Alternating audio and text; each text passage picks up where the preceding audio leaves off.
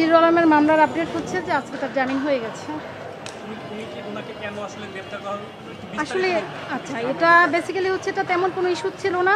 Previously Alam সাহেব জামিনেই ছিলেন, স্থায়ী জামিনে ছিলেন, এবং পুলিশ রিপোর্ট আসা পর্যন্ত জামিনটা ছিল।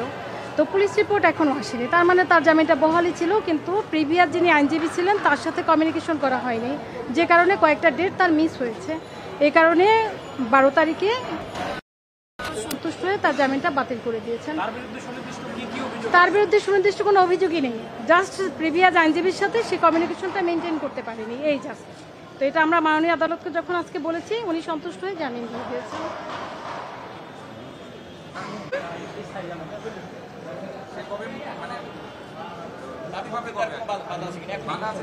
বুঝছেন? হ্যাঁ, এখনই বের হতে পারবে, কোনো সমস্যা নেই। জি জি, এটা এখনই বের হতে পারবে, কোনো সমস্যা নেই। না, এটা আসলে মানে জাস্ট একটা আইনজীবীর সাথে সে কমিউনিকেশন করতে পারেনি, যে কারণে আদালতে হাজির হতে পারেনি নির্দিষ্ট ডেটে। এবং এটা যখন আমরা মাননীয় আদালতকে জানিয়েছি, উনি সন্তুষ্ট হয়ে জামিন মঞ্জুর করেছেন। 2 থেকে 3টা ডেট, 2 থেকে 3টা।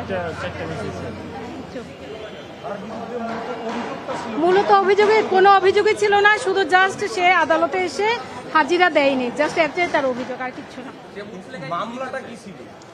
আচ্ছা, এখানে মামলাটা ছিল 307 ধারার একটা মামলা, কিন্তু এই মামলাতে মাননীয় আদালত আদেশে লিখেছেন যে কোনো সুনির্দিষ্ট অভিযোগ তার বিরুদ্ধে নেই।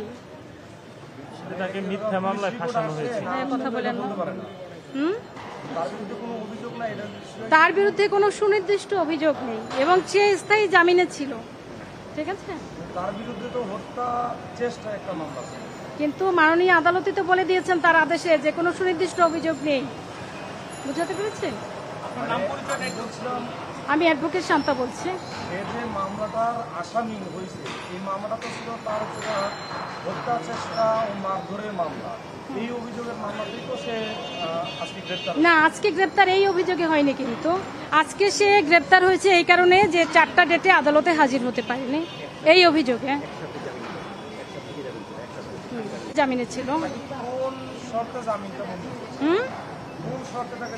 এটা হচ্ছে আর জীবন চলার পথে এরকম ভুলভ্রান্তি হতে পারে, যাতে শান্তিপূর্ণভাবে ইন ফিউচারে কোনো ধরনের ভুল না হয়, এ কারণে তার শান্তিপূর্ণ সহাবস্থানের লক্ষ্যে তার জামিনটা মঞ্জুর হয়েছে।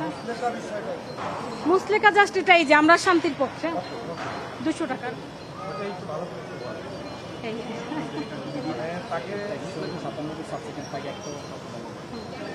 আর ফৌজদারি কার্যবিধির 497 যে সাবসেকশন